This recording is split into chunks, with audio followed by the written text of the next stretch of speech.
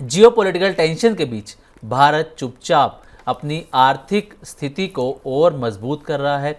ऐसा इसलिए क्योंकि हाल ही में रिजर्व बैंक ऑफ इंडिया ने बड़ा कदम उठाते हुए विदेशों में रखा अपना करीब 104 टन सोना वापस भारत मंगवा लिया है। अब देश के टोटल गोल्ड रिजर्व का लगभग 77% जो हिस्सा है वो भारत में ही रखा जा रहा है, जो एक बड़ा रणनीतिक बदलाव भी माना जा रहा है। दुनिया में बढ़ती जियोपॉलिटिकल टेंशन और ग्लोबल अनसर्टेनिटी के बीच आरबीआई का ये कदम कई सवाल भी खड़े करता है। तो प्रवीण सर, आपको क्या लगता है कि आरबीआई जिस तरीके से आरबीआई ने अक्टूबर 2025 से लेकर मार्च 2026 के बीच 104 टन सोना विदेशों से वापस मंगवा लिया है, क्या लग रहा है कोई बड़ा रिस्क आने वाला है, किसी बड़े जोखिम से निपटने की यहाँ पर तैयारी हो रही है? नहीं, आरबीआई देखिए सिस्टमेटिकली पिछले कुछ वक्त से और ख़ास तौर से जब से यूक्रेन और रूस की जंग शुरू हुई तब से आरबीआई और दुनिया के तमाम देश जिनका पैसा, जिनका गोल्ड जो है वो दूसरे देशों के वॉल्ट्स में सेफ रखा था, उसको अपने पास लेकर आ रहे हैं। जब रूस यूक्रेन की जंग हुई या अफ़गानिस्तान की लड़ाई जब थी तो G7 कंट्रीज़, यूएस, इन लोगों ने क्या किया, इन देशों ने क्या किया कि जो रूस के जो फॉरेन एसेट्स थे या अफ़गानिस्तान के जो फॉरेन एसेट्स थे, गोल्ड था, इन सबको सीज कर लिया। और तब से पूरी दुनिया के दिमाग में एक चीज़ ये घूमने लगी कि आपका गोल्ड जो आपके पास नहीं है, आपके देश में नहीं है, उस पर आपका कितना अधिकार है। कल को कोई जियोपॉलिटिकल, जैसे ईरान जंग का कभी किसी ने हाल फिलहाल के वक्त में ये नहीं सोचा था कि ये एक लड़ाई अचानक से छिड़ जाएगी। अब ईरान के जितने फॉरेन एसेट्स हैं, ईरान के भी अमेरिका के पास वो हैं, फ्रीज हो रखे हैं। तो जब आपका असेट अगर आपके पास नहीं है तो दुनिया का कोई दूसरा देश उसको फ्रीज कर सकता है, उस पर कब्जा कर सकता है। ये बात दिमाग में दरअसल तमाम देशों के आ गई है और इसी वजह से चाहे आरबीआई हो जिसने बैंक ऑफ इंग्लैंड से अपना जो सोना है बड़ी तादाद में उठाकर, और सोचिए अब 77% सोना जो है आरबीआई का 880 टन के लगभग का जो टोटल रिजर्व है उसमें 680 टन के आसपास आरबीआई ने अपना देश में मंगा लिया है। तो आपके पास एक सिक्योरिटी है कि साहब मेरा जो गोल्ड है और वैल्यू अच्छी खासी हो जाती है। अगर आप वैल्यू टर्म में देखेंगे तो 16% से ज़्यादा जो आरबीआई का फॉरेक्स रिजर्व है उसमें गोल्ड की वैल्यू है। तकरीबन 700 बिलियन डॉलर का जो भारत का फॉरेक्स रिजर्व है उसमें 16% से ज़्यादा गोल्ड है। तो इस महत्वपूर्ण जो मसला है कि आपका गोल्ड या आपके असेट्स जो आपके देश के बाहर हैं वो कितने सुरक्षित हैं, इस सवाल ने दरअसल इन तमाम मुल्कों को और आरबीआई को अपना सोना देश में लाने के लिए मजबूर किया है।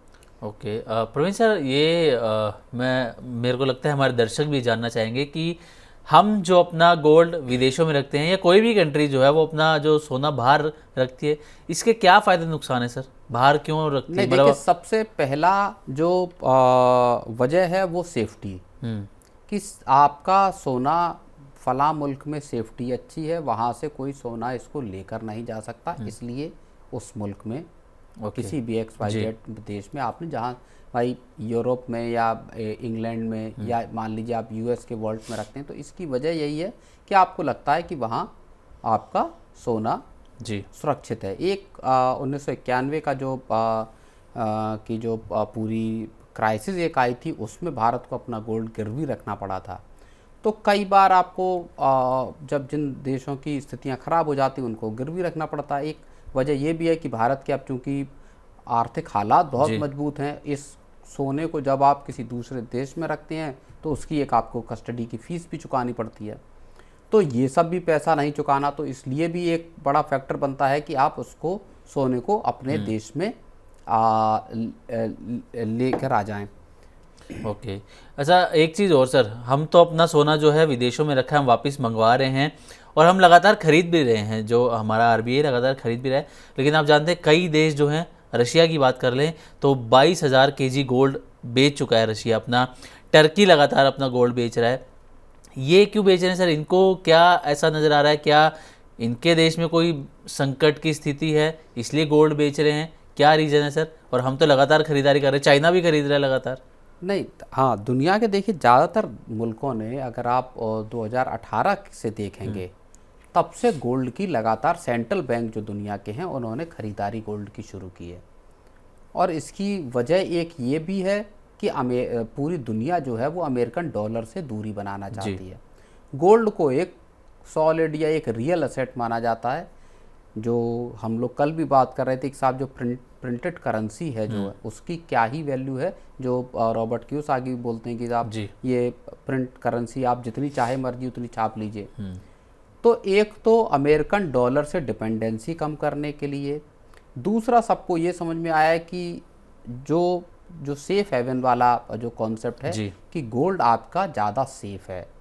कल को आप उसको गोल्ड को बेचकर आप अपने देश को बचा सकते हैं कभी ऐसी स्थिति मुश्किल पड़े तो एक बड़ी वजह गोल्ड की खरीदारी की है 2018 से रही, जब तमाम मुल्कों ने खरीदा गोल्ड। भारत भी उसमें शामिल था।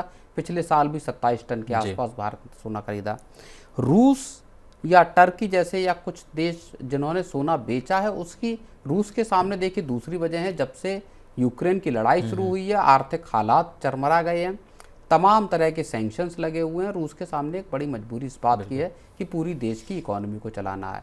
हालांकि अभी सैंक्शंस में कुछ रियायत मिली कि क्रूड बेचने की, लेकिन एक रूस के सामने बड़ी मजबूरी इकोनॉमी को चलाने की है। टर्की या कोई और देश अगर बेचते हैं या आरबीआई भी कुछ हिस्सा बेचता है गोल्ड का, तो एक बड़ी वजह ये हो सकती है कि दाम इतने ऊंचे हुए हैं कि उसमें से आपने जो सोना कम दाम में खरीदा था उसमें से आप कुछ हिस्सा बेचकर इसको प्रॉफिट बुकिंग कर सकते हैं। तो कुछ देश हो सकता है प्रॉफिट बुकिंग के लिए कि हमने साहब पर्याप्त हमारे पास रिजर्व रखा है, एक हिस्सा बेचकर कुछ उसको जो उसको मोनेटाइज कर लेते हैं, उसमें से कैश ले लेते हैं।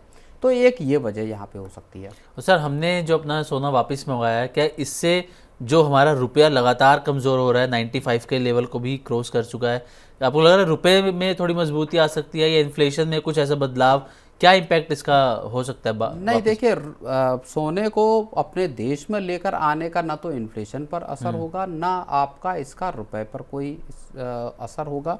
ये तो आपका सोना था, चाहे भारत, केवल उसकी लोकेशन, बेसिकली अगर आप देखोगे तो लोकेशन चेंज हुई है और ज़्यादा आपने आपके हिसाब से आपके कंट्रोल में अब आपका असेट है। इतना बड़ा क्वांटिटी में अगर आपका असेट बाहर था तो वो पूरे देश की इकोनॉमी के लिए बहुत बड़ा खतरा था।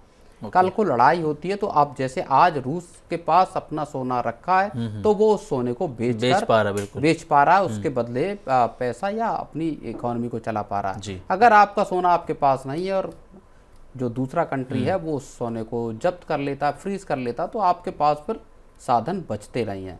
तो एक लिवरेज हासिल हो जाता है कि साहब कल को मेरे पास 880 टन भारत के पास सोना है, अगर लड़ाई होती है किसी मुल्क के साथ और आर्थिक हालात बिगड़ते हैं तो इस गोल्ड का इस्तेमाल किया जा सकता है। बिल्कुल।